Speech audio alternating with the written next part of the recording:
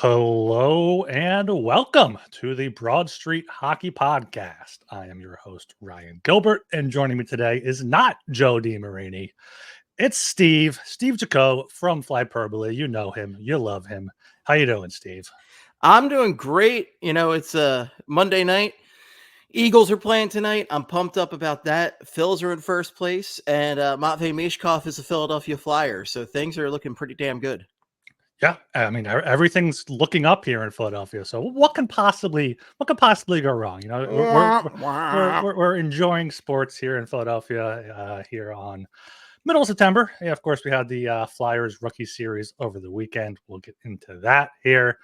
Top of the show, make sure you are subscribed to the Broad Street Hockey feed on Apple, Spotify, YouTube as well, posting all of our stuff on there. So make sure you get involved. And of course, like and read on broadstreethockey.com. Got some good content up there, and we'll keep you covered throughout the season. All right, just get right into it here to start of the show. Some kind of newsy things this morning from Elliot Friedman in his 32 Thoughts column. Two things here. First, on Alexei Kolsov, of course, that whole saga's been going on. We've been talking about it here. You guys have been talking about it on Flyperbole. That was number one thought on it for Elliot Friedman. Number one, Philadelphia is still trying to figure out where things will go with Alexei Kolsov, who did not arrive to camp and remains in Russia. Teams who have inquired were told a second-round pick is the price, but before anyone is willing to do so, they will have to figure out if Kolosov would join them. That's kind of the thing. Like I think I'd take a second-round pick for Kolosov, but who knows if he'll even come over at this point. I know. I'm on board with that. And frankly, at this point, it seems like the relationship is soured to a point where, frankly, it is best for both parties to move on. Again, this is all secondhand. Like, nobody's heard firsthand from anybody on this. But the news isn't good. And it doesn't seem like a guy who particularly seems excited to join the Philadelphia Flyers. So, yeah, if you can work out a deal, I'm totally down with a second-round pick. But, yeah, if I'm another team, I'm not taking him on unless I do have that assurance that he's going to come on. Like when the Flyers worked out a deal with the Ducks for Gauthier, the Ducks knew that Gauthier was amenable to coming there and signing with them. So they worked that deal out, because otherwise I'd be freaked out as a team.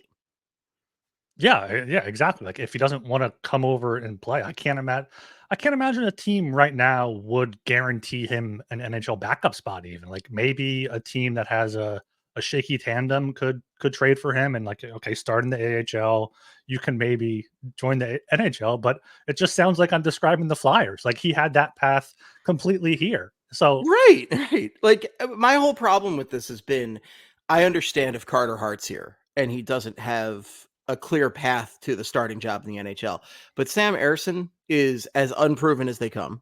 I like him, but he's unproven. There's no doubt about it. And then if you look over at Fedotov, I mean, come on. Like we've seen like a handful of games from him after he got off a plane from Siberia. Like I'm not trusting either of these guys. So there was a path. There was a competitive job open.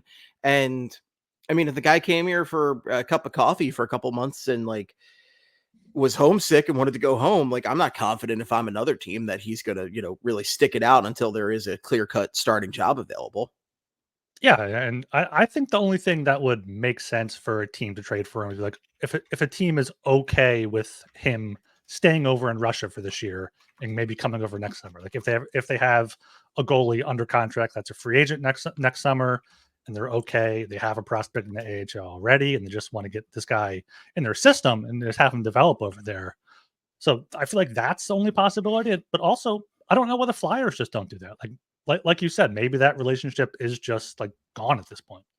It seems bad. I don't have the details, but it doesn't seem good. And one of the other interesting notes today was that Askarov was another name that was available a couple weeks ago who had he had a more clear-cut situation. Askarov's situation was they have a long-term solution in net starting in Nashville. I want to go somewhere where I'm going to have a real chance to be the guy. And he asked for out. And I think that was completely understandable from all parties on that front. And they worked out a deal and he went to the Sharks, correct? Yeah, he's in San Jose now. So yeah, he has a clear path there because they have two former Devils and Vitek Vanacek and Mackenzie Blackwood as their tandem. Oh man, he just needs a shot. That's all he needs. But yeah, there is a clear shot that he can get in there and get the starting job, which is great. And I want a guy who wants that starting shot. My whole thing with Kolosov is like he has a path and he doesn't really seem to want to take it. So, I'm kind of fine just kind of passing if you can get something of value for him and moving on. Like that's not to say I don't want him to succeed here. I absolutely want him to succeed here, but I question it a little bit. But the news today, I think we finally saw a source that, not to say that the other sources that have reported this have been untrustworthy. That's not what I'm saying at all. But it's different when one of the big names says something like this. Your Elliot Friedman's, your Bob McKenzie, and Pierre LeBrun is definitely one of those names. And Pierre LeBrun had said that the Flyers were one of the teams in on Askarov earlier today. Yeah, absolutely. Like once it gets national, or I guess international appeal now with Canada and the US, like that's when it's like, okay, the Flyers are what's the crazy stuff going on in Flyers land sometimes is just in Flyers land. But once it goes national, like, it's kind of a big deal. And yeah, Kolosov, 3rd-round pick in 2021. I'd take a 2nd-round, 3rd-round pick for him just to get something back. And, people are saying, oh, Kolosov doesn't want to play for the Flyers. Gauthier didn't want to play for the Flyers. What's Danny Briere doing? I think the one criticism here I can have of the situation is that obviously the Flyers had Carter Hart and didn't know what was going on with him until probably last draft when they drafted 2 goalies. But like 2022 drafted no goalies. 2021 is when they got Kolosov. I think you just grab a goalie every year. So you have one at each age, because the failure here for the Flyers is they don't have an AHL goalie. Like in the AHL, you have to have either someone you trust to come up and be the number 3, which Cal Peterson's not that, or a goalie that is developing and could be a 1A, 1B NHL goalie in a few years. And the Flyers don't really have that either. They signed that E2 Makaniemi guy, but he's 25. He's bounced around a few places. Like the Flyers goaltending in Philadelphia is just the main storyline. Once again, who would have guessed it? Just when we thought we were out, they pull us back in. It is really unbelievable. Like just how everything has played out in recent years for the Flyers with goaltending yet again. And that's just how it is. I have come to accept it. It will never be good. And I mean, I'm hoping that Sam Ersson can really carve something out for himself. He's certainly young enough that he's got a good opportunity ahead of him. But yeah, it does seem like a bit of a failure that they don't have a 3. I was really hoping that, given the opportunity last season, Peterson could maybe step up and show some of the skills that got him that big contract in the first place. But man, he don't have it. You don't have it. No, Cal Peterson is not the guy. Cal Peterson, not even an AHL goalie at this point. So, good on him for at least showing up and playing out his contract. Other than unlike Ryan Johansson there. Oh my God! Don't get me started on that. Like I would even take a Michael Leighton at this point. Where Michael Leighton was like a great AHL goaltender and at worst a serviceable NHL goaltender. We saw what you could do with a good defense and mid goaltending back in 2010, but Cal Peterson's not even that. I mean, like, what do you get? 1 game, and the Flyers are like, no, definitely not. He had a few games. He had that game against the Penguins, right, where he gave up like 5 or 6 in the back-to-back. 5 games, 2-2. He won 2 games somehow. 3.9 goals against. What? With an 864 save percentage. I think he won a game in LA. Yeah, revenge win. That seems insane in LA, to me. And then at home against the Kraken in February. Wow, two goal performances. That's not even an Owen Wilson wow, as I'm famous for in Flyperbole. There, that is like a legitimate wow. I can't believe he played that many games and one. That is a trivia fact for a future Quizzo, I think, right there. Definitely, yeah, because that's 2 more wins than we thought or expected from Cal Peterson at the very least. Yeah. But he was terrible. Like they just didn't even, they saw enough from him and they were like, listen, I know we need just a warm body and net, but not this warm body. Yeah. I was honestly more disappointed with Felix Sandstrom because like early on in his development, some people were like, oh, this guy could be better than Carter Hart or as good as Carter Hart. And he just was not it either. 5 games last year, 3 starts, 1-2, 17 goals against in 263 minutes, 387 goals against, 823 save percentage. Like I was disappointed because he's 27 now. I think he's in the Sabres system. So maybe he'll get it going. But yeah, the Flyers goalies, Ersson, maybe he's somebody. Fedotov, we really don't know yet. They gave him a decent contract to get out of Russia, and then hopefully one of these goalies of the future can be something. Yeah, yeah. And who started on Friday night again in the rookie series game? That was Carson Bjarnason. He played the what a name. entire game Friday, and then I think the first period Saturday. Yeah, but number one, excellent name. It's got like a little bit of rhyme to it. Beautiful name right there.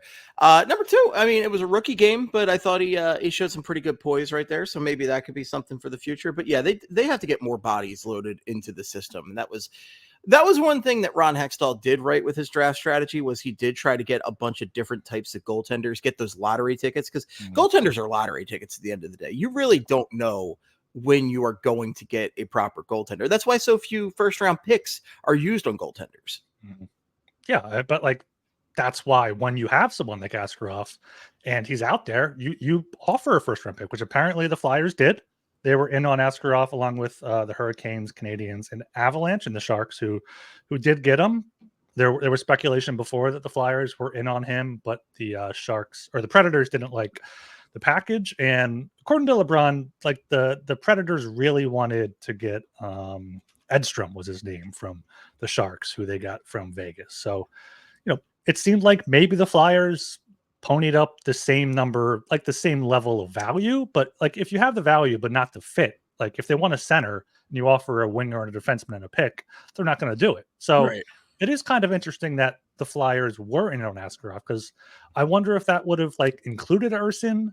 Would they have just put Askarov in the AHL for this season and be like, hey, you're the number 3. If anyone gets hurt, you're the goalie of the future. If you can do it. Like, or would they have, because the Predators did get back Magnus Krona, another fantastic name, a goalie from the Sharks. So beautiful. I wonder if the Flyers would have gave up a goalie in that deal, or would have it just been, a pick and a prospect? I would think they would have to give up a goalie, especially to give Askarov more of a path to the NHL job. Like if it was me as GM Danny Briere in this case, like I probably would have offered Sam Ersson up, and you really can't offer Fedotov up because number one, nobody knows what the hell he is. Number two, that contract is not really one that, that's a contract you take on because you have cap space. You don't expect to compete in the next couple of years. You might as well see what he's got. And then if not, back to Russia with love right there. But Askarov I was really intrigued by the possibility of trading for him, because I think Sam Ersson is a guy who seems to have a pretty high floor, right? Like we've seen the worst of him. He's pretty good. We know he's pretty good, but I don't know where that ceiling is. And Askarov has such a high pedigree. That ceiling seems sky high. And when you're in the position the Flyers are in, you want to take some gambles on players. You want to, we're going to talk about Jett Luchanko later. And that was a gamble they took, taking him where they did, especially with Zeev Buium available. But early reports on Jett Luchanko looks like maybe they knew what the hell they were talking about, but we'll get into that in a little bit. But you got to take some gambles. You absolutely do, especially on high-end talent and potential. And I was really intrigued by the possibility of Askarov in that regard. Absolutely. Goaltending is a position where you have to take those big swings. Like you see teams winning the cup have a Bobrovsky, I mean, Golden Knights are kind of outliers, as were the Avalanche, but like Vasilevsky, you have to have a top goalie. Like a tandem works great in the regular season. Maybe if a goalie gets out in the playoffs, but that's rarely how a team wins a cup. You usually have a goalie on a heater, or like a top goalie you're paying almost 10 million or paying 10 million like Bob did. So that is why I was intrigued about Askarov as well. And I would have been willing to give up one of those 3 first round picks plus for him. But same. Yeah, easy. Yeah. Like I would have matched the value, but like as I said, the Predators seem to have their eyes on that Edstrom from the Sharks. So yeah, right. And sometimes like you just can't compete when a team has a player in mind that they have targeted. You really can't. So I mean, honestly, I'm glad they were involved. It's just nice to be invited in this case, where it's nice to see the Flyers' names out there trying to do stuff, because it reassures you that Briere is not satisfied with the current fit of the team in a very Chuck Fletcher-esque way, where Chuck will come out and say, well, I like our team. And then, just make the most disastrous move you can think of.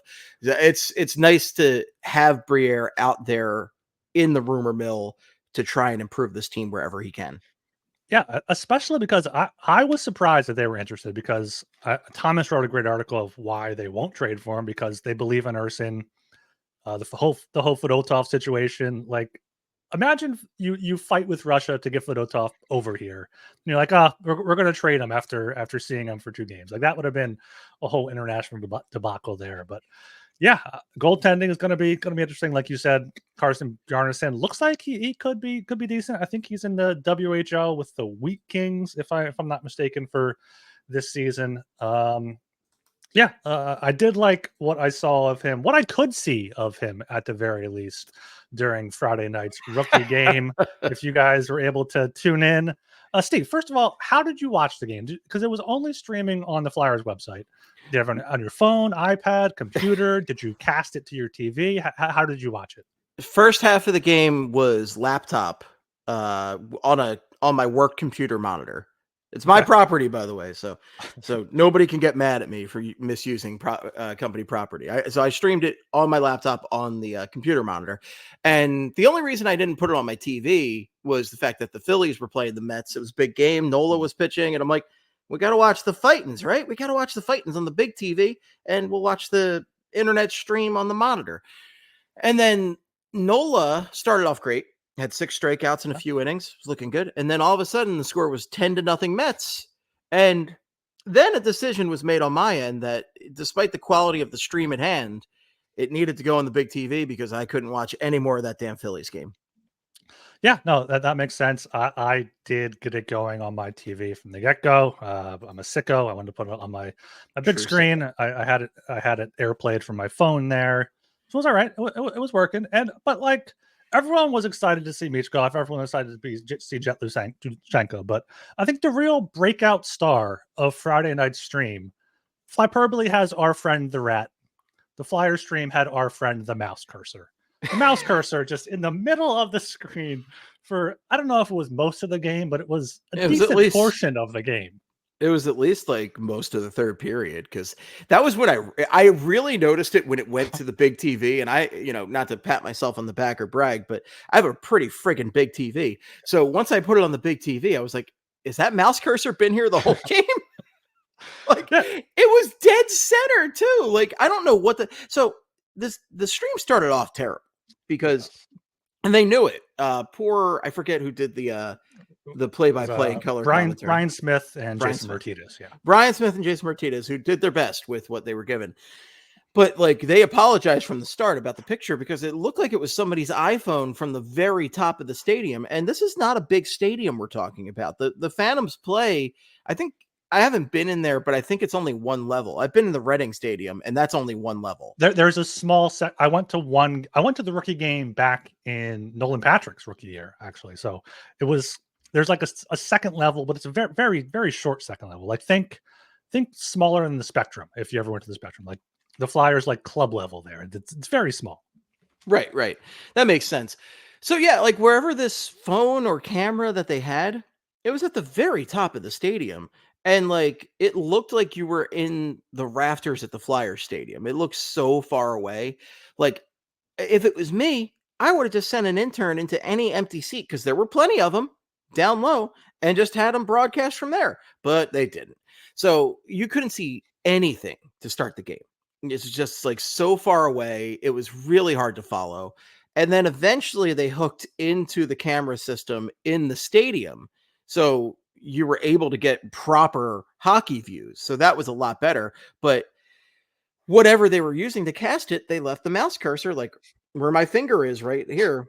The mouse cursor was there. So like, a lot of the times it blended into the ice. But it was funny because at one point in the third period, I guess maybe they saw some of our tweets about it, because they moved it down very slightly. Like, guys, like, and I don't know if this is just me being a nitpicker, but like, I noticed stuff like this. Like, I actually used to literally have a job for MLB.TV where my job was to notice stuff like this, notice problems with the broadcast, and then report it, and we try to troubleshoot it. So like for me, like I noticed it like as soon as I got it on the bigger screen, and I'm like, holy shit, this is like, I don't know, it was driving me nuts. Like I can't imagine how they wouldn't have noticed it. It was so bad. Like initially, I had it on my phone. I was airplaying it, so I was like, "Okay, is somehow there a cursor on my phone I'm missing?" Like, but no. Then I saw people complaining about it. I tweeted about it. Some guy replied. He was like, "Oh, thank God you tweeted this. I was sitting here high off my ass thinking it was on my computer." But yeah, they eventually fixed it. But yeah, the stream the whole time was supposed to be the video board, which they eventually got to, which is they apologized for many times. They did a great job. You could see goal line to goal line. Like you couldn't see very well, but you could still see what was going on. Oh yeah, once it was in the video board, like you really could tell like very Mhm. easily what was going on. And I was actually bummed at one point. I was thinking it was the second intermission. They cut away from the video board as they were about to do a fan contest where they like tied two guys together and they had to go collect stuff. I was watching the beginning of this and I was fascinated by it. I love minor league. I wish I got the more minor league games because I love wacky fan contests like this. And it started off and I'm like, oh, what the hell is this? And then they cut away. I was like, no, why? Yeah, second intermission I didn't watch, but I saw your message or tweet about that. Whatever. First intermission they had an interview with Sam Moran, of course, the potential mentor for one Hunter McDonald, who we'll get to. But yeah, the I've been intermission. told at one point he was considered the next Chris Pronger. He was. I'm not sure if he can pronounce brunch yet. I know there's a famous video that Kurt likes to reference that he I don't know if he didn't know what it was or if he couldn't pronounce it. I think he just didn't know what it was because he's Breakfast lunch. breakfast lunch, yeah, or dinner for lunch dinner as well. It was so unfair. Like I have gone on record before talking about just like the fact that Sam Moran was overdrafted, and like everybody knows it. He was drafted way too high, and it was based entirely on size. Like his only aesthetic Mhm. was size. But I do remember that was one of the first times that people like kind of gave me some angry shit on Twitter over like something I said on the podcast because like I nicknamed them the Moran Mafia for how they came after me. And like I feel bad because he seems like a super sweet, nice guy. Like I feel bad that like I said that, but at the same time, it was true. Like his aesthetic was big. So I mean, I'm Mhm. glad he's got a job in the organization, and I hope he can help Hunter McDonald, who was a guy I feel like I wasn't listening to the right podcast or something, but I feel like I hadn't heard the name, and then I hear the name all the time, all of a sudden. How would you not? He was like the only defenseman Keith Jones would ever talk about, and then it was like kind of I a think I wasn't listening too much to Jonesy. well, and then everyone would mention it. So like, yeah, I mean, yeah, Hunter McDonald, he's big. He's left-handed, I believe. I saw Kelly tweeted during the game like she was joining the bandwagon. She understands now why he's talked about. Yeah, big defenseman. It's just not sure where he would play even on the Flyers roster if he got there. But oh, speaking of Sam Moran getting back into the organization, yeah, I feel bad for all his injuries and whatnot, but good he's in the organization, going to be mentoring Hunter McDonald. But also back in the organization as of Friday is Wayne Simmons. Wayne Simmons, along with several other front office changes, he is the community relations ambassador and hockey operations consultant. I know people will give a lot of shit to the organization for hiring too many ex-Flyers, but if anybody's angry about this, I will fight them in the Wells Fargo Center parking lot. Like, I will fight you right now if you're mad about this because Wayne Simmons deserves anything that the Flyers can give him. That man, that was like the Flyer right there. Mhm. Was Wayne Simmons.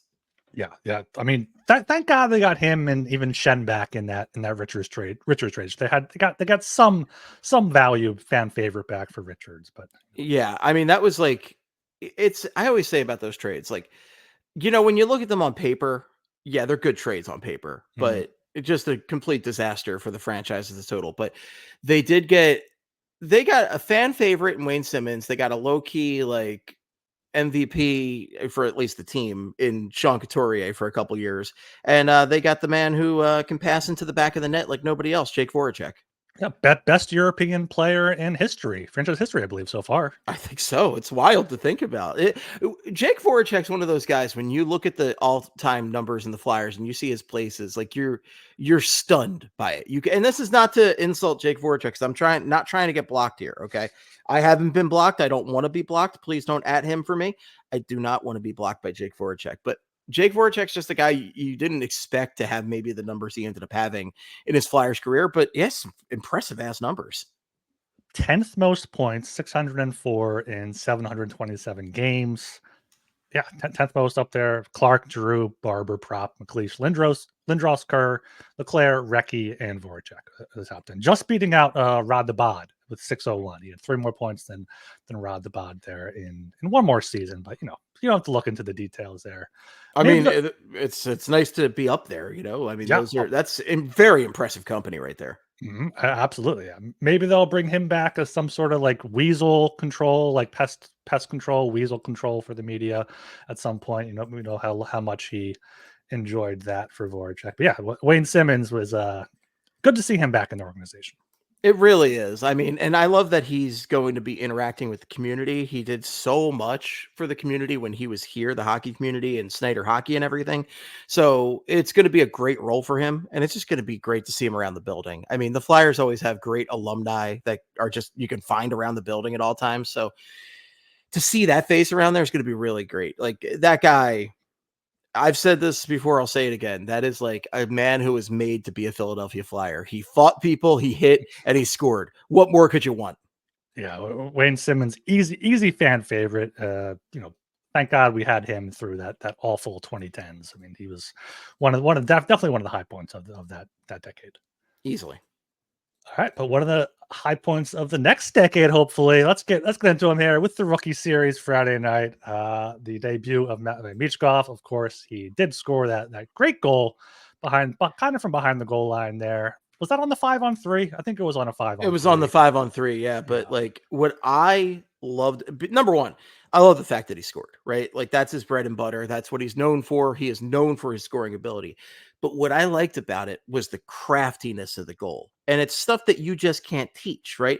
This is the stuff that makes him a special player. It was such a crafty play where he just snuck it behind the goalie's pad and into the net. It's the kind of instincts that the Flyers just have rarely, they rarely had a player who has that kind of goal scoring instinct in franchise history, especially in recent franchise history. So to have somebody who just like thinks like that, man, and like there were 2 plays that got me. The goal, obviously. But the other one was a shift that Jordan Hall had recorded and put on Twitter. And Matvei Michkov was doing his best Wayne Gretzky or Jaromir Jagr impression in back of the net, where he's just muscling guys off, using that ass, and just like he's just controlling the puck in the offensive zone, in the back of the zone. And then he tries to do a cheeky little play where he tries to flip it over the net, go off the goaltender's back and in. Again, creative thinking in a way that this franchise has largely lacked offensively. Yeah, that was the most impressive thing. Obviously, the goal was great, but yeah, I was going to reference that shift as well. Good on Jordan for recording that. Everyone was like, oh, the flip over the net. But it was the 15, 20 seconds before that where he was positioning his body, using his stick away from the defender. And yeah, it's rookie camp, but the Rangers had a bunch of big boys out there. 6'6", 6'7", 6'4", like just in the Matt Rempe style of play. So he was going against some big competition in terms of physicality, and he held his own. It was, yeah, his craftiness on the goal, his craftiness just all around. Like you could see him even when the broadcast wasn't great. Like when he was out there, you saw him find passing lanes that you rarely saw any Flyers players besides like Claude Giroux or Jake Voracek, maybe a Konechny nowadays kind of fine. But that I think was one of the most impressive things for me was just his ability to hold on to the puck, make passing lanes, wait, hesitate if he has to, like and find the guy in the slot. And maybe it didn't turn into a goal, but if he's playing with skilled wingers like a Konechny, like a Tippett, like a Forster in the future, if he gets his shot down, like those can rack up assists as well as the goals. That's who I want him with from day one is Forster. I think those guys together can really make some magic happen with just that shot and his puck scoring or his goal scoring instincts. Like, and also just, what I really like from Matvei in that game is just his instincts overall offensively. You know, his passing, like where he's looking to send the puck.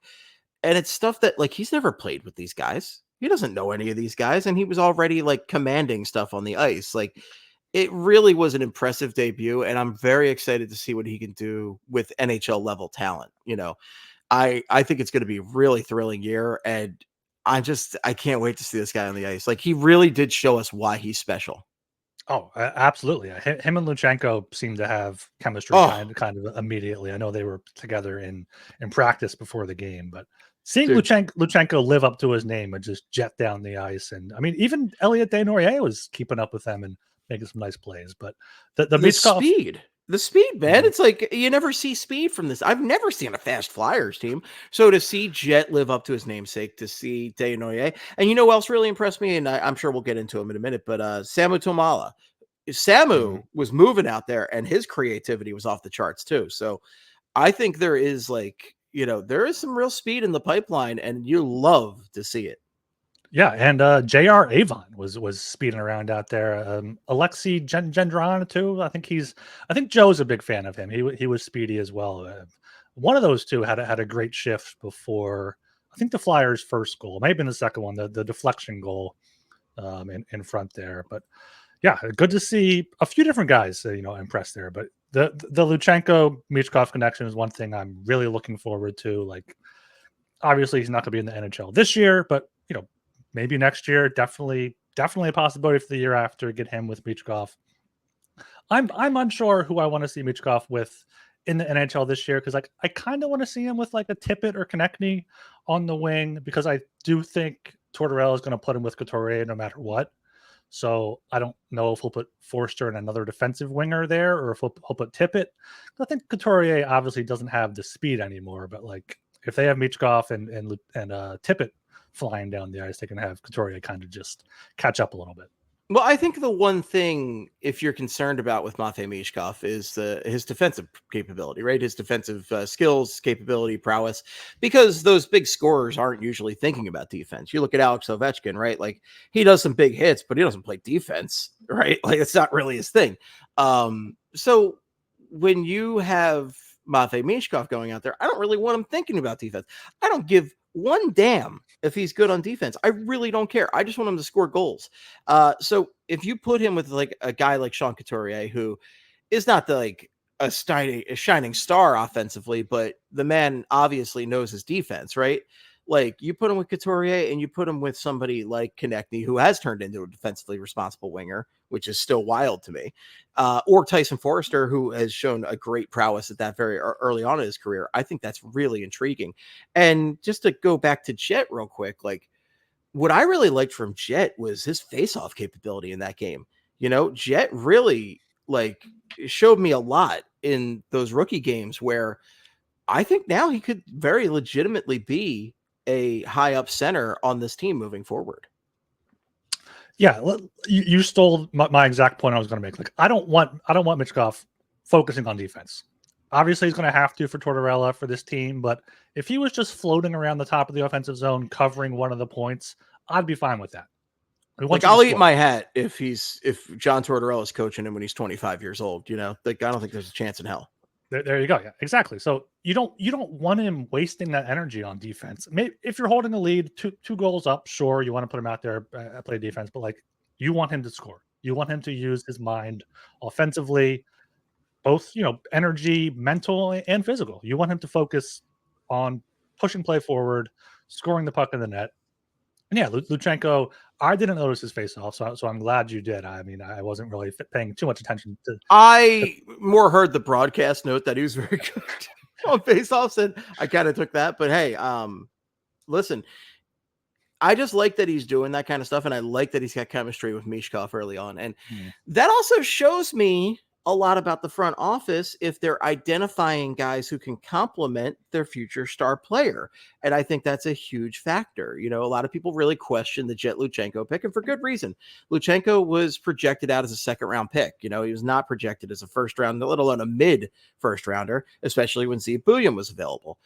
So it's going to take a lot of there's going to be a lot of flack here. It's funny because it's kind of an inverse of the Cole Caulfield situation, right? Where the Flyers drafted Cam York instead of Cole Caulfield. So they had a chance at getting a high scoring winger and they went for a defenseman instead. And here they had a chance at getting a high scoring defenseman and they went for a center instead. And, I don't know if it's going to work out. I mean, obviously Bouillon's immensely talented, but there's a reason he also dropped like he did in that draft. But I like to focus on the fact that they felt strongly enough about this guy that they said, all right, we're going to trade our pick later in the first round anyway, because I think they had made that decision at that point. Let's take the guy we want right now, the guy we like the best overall, and we think is going to be the best fit for our team. And if they saw the vision in the footage they saw from him and his potential, that he could be a great fit with Matvei Michkov as they move through their careers together, like that's amazing. I want this to work out so bad. Yeah, I think I saw somewhere or read somewhere that like Briere was willing to trade down like to the high teens, like as far as he could, but no team wanted to trade up. So they just got that one extra third round pick from Minnesota for the one slot or whatever. So yeah, they clearly had Luchanko as their guy. And yeah, if you have this guy, you want to get him, go get him. I don't hate it. I hated it at the time. We were there at the draft party. We were not fans, but now Joe's face, man. Joe's face. Well, I didn't know anything about, like, I don't know shit about the prospects, and I will go on the record. Yeah, this was my first year like actually looking into prospects. I talked about every pick with Joe. We talked about multiple guys at each pick and scouting reports on them. We did not touch Jett Luchanko. Yeah. I think maybe we mentioned him offhand as like a second round option, but we did not touch Jett Luchanko because he was in that soft spot where you didn't think the Flyers would go for him. But yeah, and now what? 3 months later, it's looking good. I like it. The combine stuff, the grip strength, the speed. He's showing it all. So I am. But I also have read that Consta Helenius has also done well in Buffalo from Joe Yerdon's been tweeting about that. So hopefully they both do well, but hopefully Luchanko does a bit better. Yeah, I mean, I'm not even concerned. I'm more concerned with beating out Bouillon at this point because that seems to be the one guy that people are really like crapping their pants over not getting. And again, I think there's a reason he dropped. Like I don't know. I think there was a reason they didn't pick him there because I know they came out and said, well, we have a lot of similar defensemen in the system. That's bullcrap. They are going to take the best player they can. I don't believe that for a second. I think there's something else with Bouillon that they didn't like. But hey, I don't want to focus on that. Let's focus on the guy we have. It's just like with Cole Caulfield and Cam York. Let's focus on Cam York, who's actually turned into a rock solid top 4 defenseman. I love Cam Top pair defenseman at this point. Top pair defenseman. Yeah. I love York, and I think he's actually turned into a really solid player. And Caulfield, it's not worth comparing at this point. We can't go back in time and change the pick. We can't make Chucky 2 trades, think about stuff logically. And again, like, I think actually it's not a bad pick. And Chuck made some good picks. Like, that's one area where I'll give Chuck credit. He made some good picks, like Tyson Forrester. I really love Tyson Forrester so far. Yeah, I'm not giving Chuck credit for that. I think I'll give Brent Flair credit. Yeah, let's give Brent Flair credit for that one. Yeah, exactly. Yeah, he seems to be the one kind of in charge of the draft. But yeah, Z Bouillon, I think the thing was his agents turn over hard, and people have seen now Gauthier and Rucker McGarty up in Winnipeg. 2 college players have forced their way out. That's not new. Adam Fox did it to go to New York. So like maybe there were some whispers around Zeev and where he did or didn't want to play. Yeah, exactly. But whatever. It's ancient history at this point. 2 months ago, ancient history, whatever. Yeah. But no, I like what I've seen from Jett so far. I didn't notice Hunter as much as some other people. I'm sure Kelly noticed him a bunch because she was there in person. But I do like the idea of a big physical defenseman, especially if they could figure out a way to trade that dreaded Rasmus Ristolainen contract. Like, there is a spot for him to play, and it's where Risto plays, because Risto gets paid $5 million a year to be a third pair defenseman, which is outrageous to me to this day. Yeah, there's a part of me that thinks the Flyers have like a handshake deal, like a trade involving Risto. Once he shows he's healthy, like maybe it'll happen like November, December. Like once he shows he's healthy, trade Risto somewhere for a center. I want to go after Zegras. I'm not sure if you saw his mullet. Everyone's all about the mullet. For Zegras. I didn't see the mullet. Man, he's good friends with Jamie Drysdale, of course. So yeah, I could see the Ducks have like 20 million in cap space, so Risto could go there with a potential future captain Rako Gudis apparently. So we have two big guys there. But yeah, if you can get Risto out of there, that's the thing. Because besides that, the Flyers kind of have a logjam on defense. Ristolainen I just pulled it up, man. He does look. He looks like Joe Dirt. is looking good. The mullet's making a comeback, baby. It is. I don't know why, but it is. Yeah. Bless your hearts, Gen Z. Bless your hearts. Yeah, it's better than like the broccoli top. I don't like the broccoli. No, the broccoli. Top's There's more personality to the mullet than there is to the broccoli top. At least commit to the mullet, like the broccoli top. Yeah, the mullet is a commitment. The broccoli top is just big floppy hair, which we've all been there. I have big floppy hair. It's not good. Yeah, you can flop around out there. But yeah. McDonald, he's going to start in the AHL probably. I mean, maybe he'll get NHL time if there's an injury in the preseason, but I would not be shocked. I would be surprised if he doesn't get NHL time this year. I think he'll be one of the first guys called up, especially if there's an injury, especially if they trade Ristolainen, or if like Sealer gets hurt to fill that bottom six physical gap, or bottom pair physical gap. Hunter McDonald, he's been hyped up, but for no reason by the front office. But he was good Friday night. I think he had a few good stretch passes, good physicality. So we finally saw him. Yeah, I think you see him, but I think the first guy up is probably Emil Andre. Yeah, I mean, probably. We saw that last year. It probably depends on who goes down. But yeah, Andre also was very impressive. Andre, I think, had an assist on the overtime winner on Saturday, which Samu Tuomaala scored. Andre showed a lot of patience.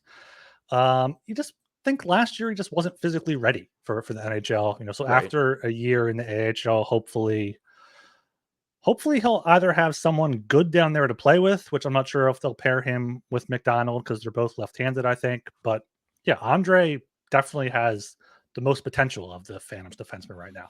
Yeah, I want to see something out of Andre. Like, I remember when we were talking about bringing back like Sean Walker last year around the trade deadline. Like, my whole argument was like, I mean, there's other guys you can trade, and also the fact of the matter remains that like, who are we really like waiting for? Who are the big names? Because I feel like most of their defensive prospects are here, except for Oliver Bonk, and Andre's really one of the only guys. Maybe you could make an argument for Helge Grans, but like Andre is probably the biggest name that you could make an argument for, within the next like 2-3 years, getting some NHL time to see exactly like what kind of player he is. I mean, I think you're pretty set for the most part at this point. Zamula, by the way, has one of the best jobs he can have because he ain't going anywhere for a few years because he's Matvei Michkov's translator right now. Igor Zamula, what a brilliant move all around there. Whew, man, that is job security. But Andre's like an interesting guy that I've heard about for years now that, I would like to see him get a shot at some point.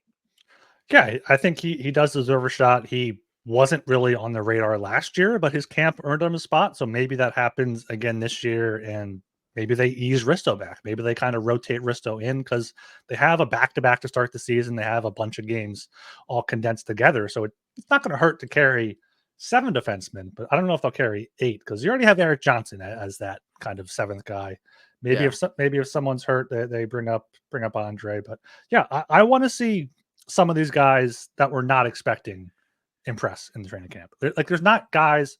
Normally, it's like, okay, we're watching this, and obviously we're watching Michkov, but he's making the team. He's in the top 6. Like, who's going to push for a bottom 6 spot? Because it's the Flyers roster. You look at the lineup; it seems pretty set in stone. But there's going to be a few guys disappointing. Going to be a few guys surprising. So I think that's kind of the most interesting thing heading into camp.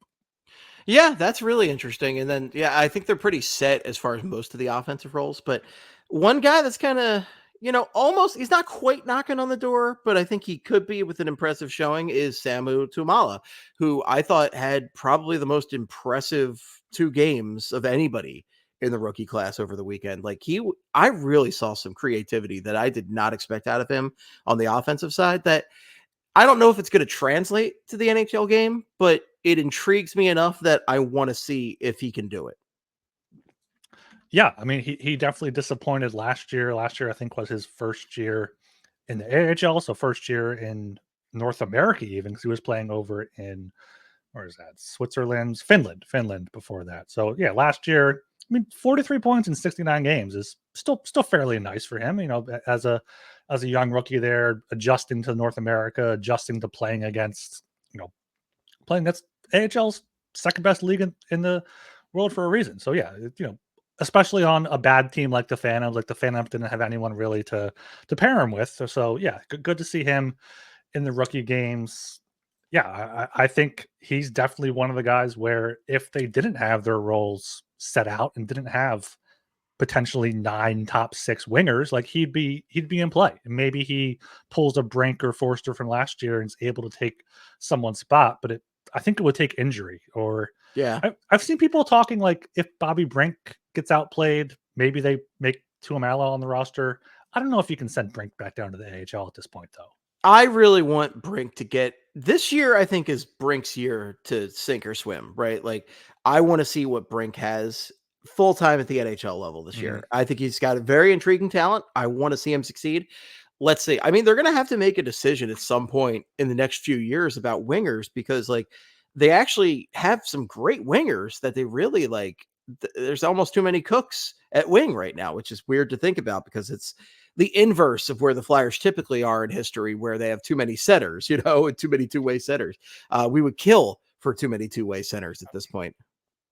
Yeah, I mean, the winger depth is, especially with Michkov here now, like, if they had Gauthier still, like, they'd have 7 top 6 wingers. You got Forster, should be top 6, Konechny definitely top 6, Tippett's top 6, Michkov top 6. Then you have Farabee and Brink, who their ceiling is probably a top 6 winger, and that they're right now projected to be on the 3rd line with Scott Laughton, which don't hate that at all. Like, the No.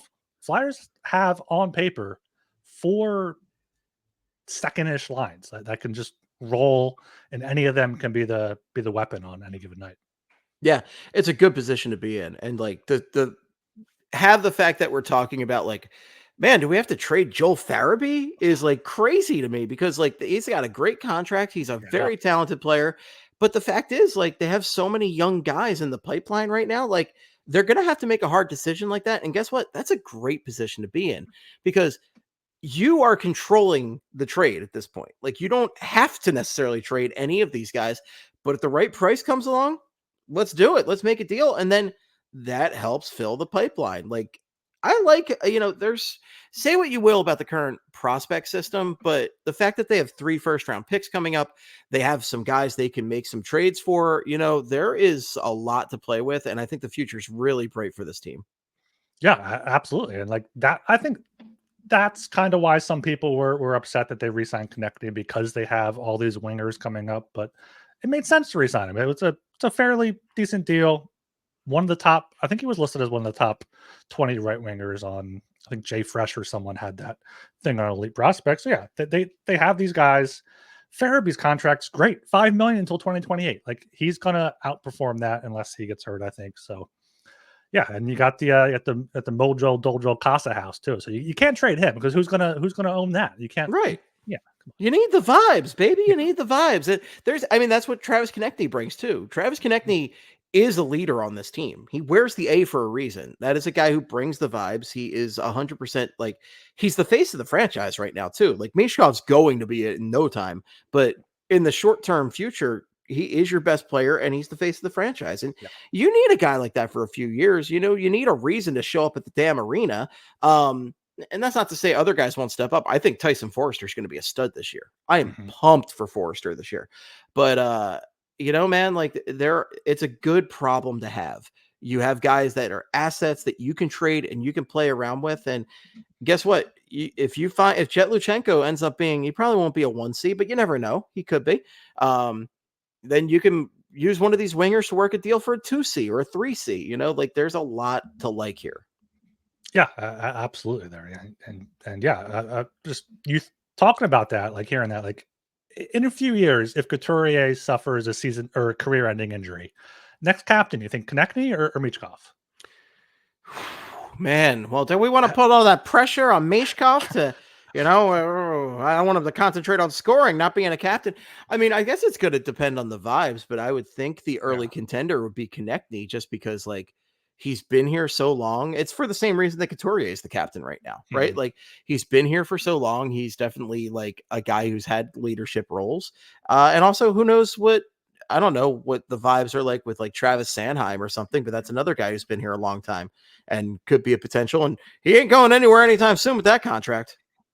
No, I mean it's his trade clause is up after 2 or 3 more years goes to modified. So yeah, but who knows how he's going to play? I like Travis Sanheim. I mean, I think could he be more consistent? Sure, but like the guy's definitely got skills. But I mean, you got a couple guys, but I think Konechny's like if I was putting odds on this, right? If I was like putting money on this, I would put Konechny as your favorite for taking that on. And then maybe Michkov in the future. I think a lot's going to depend on him mastering the language, frankly. And also just like if he wants to be a leader or if he's a guy who just wants to score some damn goals, and there's nothing wrong with that. I mean, but let's also put it this way. Alex Ovechkin wears the C, right? Yeah. Yeah. I mean, sometimes the superstar wears the C, sometimes they don't. Like in Colorado, it's Landeskog. It's not McKinnon. Exactly. McDavid has it. In Boston, it's Marchand. It's not Pasternak. Like, yeah, it's not always the best player. And sometimes it does, like, you have less media scrutiny from not wearing it. Like, I think the shit they always gave Claude Giroux about wearing the C, like saying like, oh, it gives them too much. I didn't buy any of that. But if you look at when Eric Lindros was the captain here, there was often an argument about Rod Brind'Amour should have been the one wearing the C, and maybe Lindros would have had less pressure. The only thing I buy with that is the media scrutiny, having to be accountable to the media, because the captain does have to have more accountability to the media than other players. That's for sure. But like, I could buy it on that front. But like, yeah, it is an interesting question to think about. But I would think Konechny as of today. Yeah, no, I think he would be the favorite as well. But yeah, but he's an important player for this franchise. Yeah, absolutely. Like he could still be. I don't know how long he's going to be the best player for, but it still could be like 2 or 3 more years before Michkov eclipses him in points and just overall play, I guess. Well, I'm not going to complain if it's only like 2 years until Michkov's the best player in this team, if not the league. So that's a good problem to have. Good problem to have. Yeah, and I'm not saying Michkov is necessarily going to be the best player in the league, but he might be the best goal scorer in the league at some point, and that's my hope. Yeah, he has the potential to be the best player in the league, which is. Isn't that nice? It is nice. Isn't that nice? It's nice to have hope that we know is going to be, could very well be just dashed. Like if we think in our lifetime, the Flyers have only had guys with the potential to be the best player in the league only a couple times, right? Like I'm 40 at this point. Eric Lindros had the potential to be the best player in the league, and Claude Giroux. Because Claude Giroux should have won the Hart one year. He was the best player in the league one year. Yeah, I fucking hate Taylor Hall. I hate him so much, and he didn't deserve it. He didn't deserve it. Claude was robbed. We all know it. I'll hang up and listen. But those are really like there are other guys who have been good. Like obviously we love Mike Richards around these parts. Jeff Carter was quite talented. Like those are guys that were always good, but they weren't going to be the best player in the league. So to have a guy that has the potential to be 100+ point scorer, I mean, as of right now, I'm putting Michkov at a 50+ goal scoring potential. Like we don't know what he's going to do, but based on his instincts and his scoring rates, I think this guy could put up 50, and it's been a long friggin' time since the Flyers had a guy who could score 50. Johnny Vermont, I'm looking at you, my friend. Yeah, I listened to the last Flyperbole, and you were like, I took it for granted. John Leclerc is putting up 50 goals every year, and the Flyers haven't had one since. I took it for granted, and I also took that one girlfriend for granted who took my Johnny Vermont jersey, and I never saw it again. So, oh no, yeah, oh no. I let her wear it to a Flyers Rangers game, and then she broke up with me a few days later. She was in it for the jersey. Yeah. I mean, I don't blame her. It is a sad story for you, Steve, but I don't blame her. If you can get a free John Leclerc jersey out of it, go for it. I also don't blame any woman who's ever broken up with me. It's a miracle that I'm in a long-lasting relationship at this point, but I'll hang up and listen on that too. All right, back to Michkov here. Michkov, yeah, I think he's going into a leadership role. Like apparently LePerriere said he loves going around the gym in the morning, saying good morning, fist bumping everyone. His English has improved immensely, so love to see that. Give me a Yager. I want a Yager, a gym rat who's leading by example with that stuff. I want that so bad. That would be fantastic. And another note is that Samu Tuamala has not skated the past 2 days after being a bit banged up. He did play back-to-back games, played probably big minutes in both of those games. So, hopefully nothing too long-term for him there. Yeah. But any other notes from the rookie games that you wanted to point out here? I think I got my big ones. Samo impressed me. I thought Denoye had some good plays. Michkov wowed me with a couple of things. Those were my big things. Yeah. Oh, I did want to bring up Massimo Rizzo. He scored the Italian goal late in Friday's game.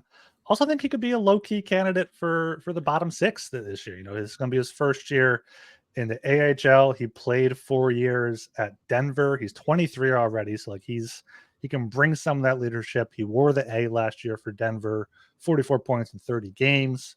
So maybe he's someone that can have some NHL impact here. The Rizzler. Oh, the Rizzler. I love him. And what a name Massimo Rizzo is. That is just I can hear Jim Jackson saying it right now. Massimo Rizzo. Oh my God, he scores. I'm in on it 100%. Flyers got some great names. I was looking up recently Flyers that played 1 or 2 games in their career. Mike Vecchione only played, I think, 1 or 2 games for the Flyers. Mike Vecchione. Yeah.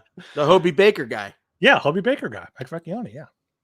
Yeah, well, people hyped him up, and that was a big bummer when he couldn't even get out of the Phantoms. Yeah. But no, that's all I really got on the rookie series. Not sure if we have time, real quick, to hit on a few things here. Let's rapid fire it. We can make it work. Yeah, I got 10 minutes. Let's do it. Jett Luchanko. I've been talking about can he make the NHL this season? I'm sure he could, and people are kind of taking that as he should make the NHL this season, but no, he should not. He just turned 18. He's center of the future, absolutely, with that Michkov chemistry, but let him play the preseason and then send him back to the minors. Couldn't agree more with that. I think he has. I love what I've seen out of him. Now, let's talk next year. That I can get behind. I think give him a year, and then guess what? Him, Matvei Michkov, they're going to be bestest friends right there. They're going to be best buddies. I'm in on that. But yeah, let him mature a little bit. Let him get another year, just perfecting his game. It really seems like Danny Briere might have found a high potential pick, and maybe he overreached a little bit. But guess what? I don't know. I'm loving what I'm seeing so far. This guy is. I like a lot of the tools I've seen. Yeah, definitely. He's definitely one to watch this year. He's playing on a bad Guelph team in the OHL, but definitely one to watch. Could potentially get some time at the end of the year if Guelph Storm season ends early. He gets a 9-game tryout or whatever. Seems likely at the end of the year, and I don't think playoff games count against a contract. So bring him up for the final few games to make the playoffs. Put him in there. Put him in there. Right away. Pick him up. Let's do it. I mean, also if he gets a cup of coffee with the Phantoms, I'm cool with that. Is that allowed? I have no idea. Okay. Okay. Yeah. That would be cool too. Yeah. Somebody call Charlie O'Connor. Let's find out.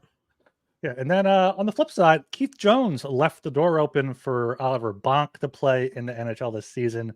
This was from PHLY's Anthony Gargano show on Friday morning. Bonk. Said the world is his oyster.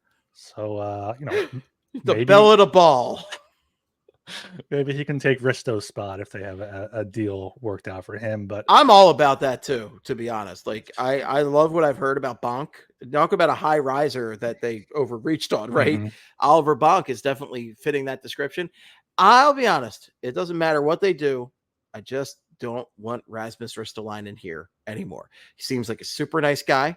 I heard nothing but nice things about Risto, right?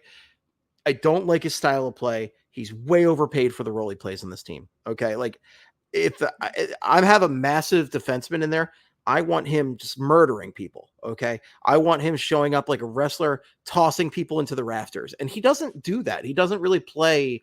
I want him to play like Darian Hatcher, but slightly faster, and he doesn't play like that. He doesn't play a big, nasty game. And I don't think he ever is. He is who he is at this point, and he's fine, but he makes $2 to $3 million too much.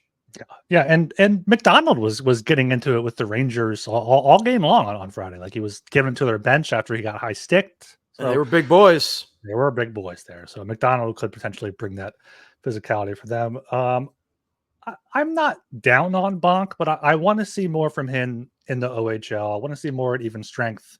A lot of power play points last year. I think 33 out of his 67 points were on the power play. So I want to see more 5-on-5. But you know what? If he impresses in the preseason and there's a hole there, give him a shot.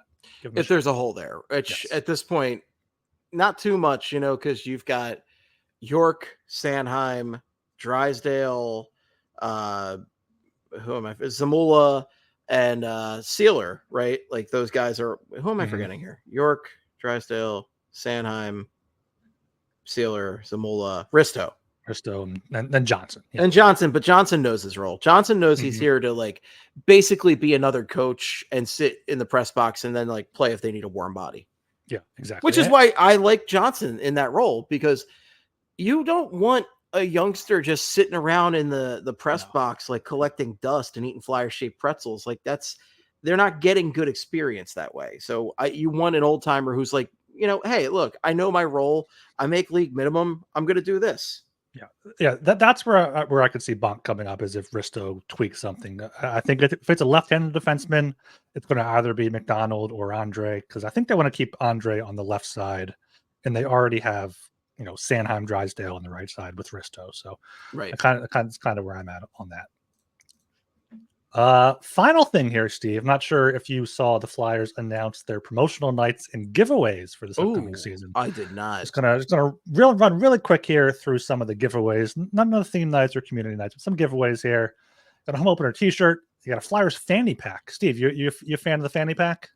You know what? I was resistant when Gen Z brought the fanny pack back and made it cool, but I've come around on it. I use it for the dog park all the time. I'm in on the fanny pack.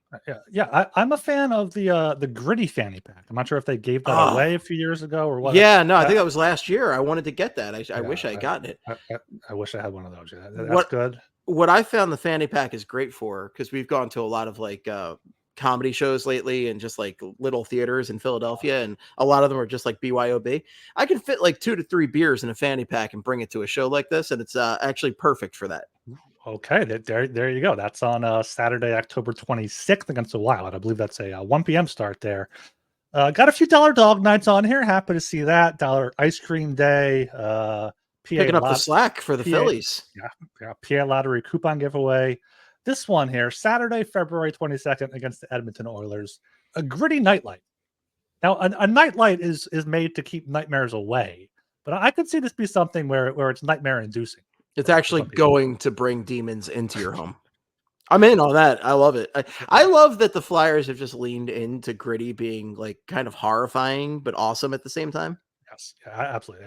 I hope it's just like his face and then the eyes light up. I hope it's something like that. Yes, exactly the face that Steve is making right now. We got superhero get game, Pico Go Green giveaway, Flyers placemat, and what? Flyers placemat Saturday the 15th against the Hurricanes. I hope it has a bunch of like local ads, like when you get a placemat down like the shore at like a diner or something. Like a diner, yeah. Yeah. Just like local real estate agents on. Yeah, exactly. Yeah. Give me that. Yeah, that's all they got really for the specified things. There's a Coors Light giveaway, some other giveaways that have yet to be announced.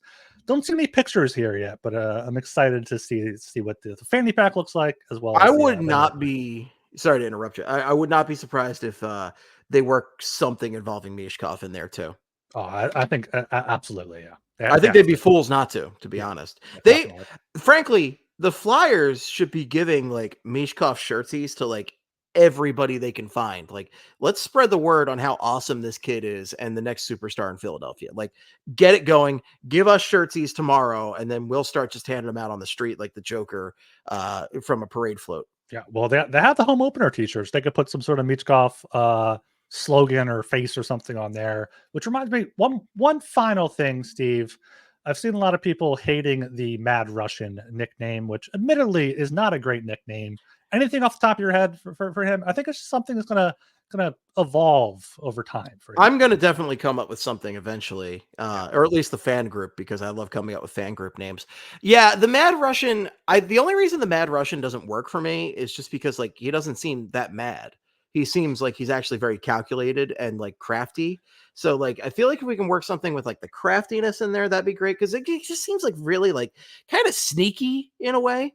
Like just the way he's just like, I don't even know how to describe it, but when you watch his highlights, most of his goals come because he's just like doing something subtle, or like Mhm. it's not because he's got a big shot like Tyson Forrester. It's more just because like he knows where to get the puck. Like he just has instincts for it. And I don't know. I was tooling around when we were talking t-shirts. I was talking about doing something like a Mighty Morphin Power Rangers kind of logo with like a Mighty Mishkov or something like that, or Okay. Mighty Mouse is something like that. You know, he is small and mighty, so I think maybe like a Mighty Mouse could work. But yeah, we gotta ruminate on this. I'm gonna watch Hunt for Red October. Maybe I'll come up with something there. Yeah, we'll figure something out because yeah, he's not mad. He's very precise. He's very surgical. Yeah, Like he's very yeah, smooth too. yeah. Like just He's like slick. He's smooth. He's got yeah, it. He has it, the it factor, as the kids say. he sure does. And you know, once he learns how to pander from Bryce Harper, he's going to be Yeah, all about it. absolutely, absolutely. Listen, he came off day one and he kissed the crest. Yeah, Like yeah. Sold. Sold. he's sold. He knows what he's crafty. He gets Yes. around. He's crafty. He's always down. Yeah. All right. That's going to do it for us. Make sure you are subscribed to the Broad Street Hockey Podcast on Apple, Spotify. You got the Fly Guys on there. You got Flyperbole on there with Steve and Quigs. Shout out Bet Online. Thanks to them for sponsoring us. And Steve, where can they can find you if they're not on YouTube? They can see you pointing if you're on YouTube. But if not, where can they find you? You can find me at Flyperbole or at Esteban, but if it's for hockey purposes, make it Flyperbole. That's over on Twitter, Blue Sky, Instagram, and TikTok. Right. Yeah. You can follow me on Twitter at rgilbertsop. I also am. I reinstalled Blue Sky. They have video on there now. I think I'm just Ryan Gilbert Blue Sky on there, so you can check us out there. Let's get the I want Flyers it to Blue work. Sky going. Yeah. We gotta urge it together. Twitter is just so bad anymore. I just need this to work. But yeah. Yes. But yeah, I'm on a bunch of stuff. So you can reach out and yeah, there's I'm putting video clips on the Instagram and TikTok, so definitely check those out. Yeah. Yeah. Follow Broad Street Hockey Instagram, TikTok as well. We're joining the kids. We're joining all the cool Gen Z sites. Oh yeah, this 40-year-old man is getting in the muck with the kids here. So Yeah. All right. Until next time. Thanks for listening.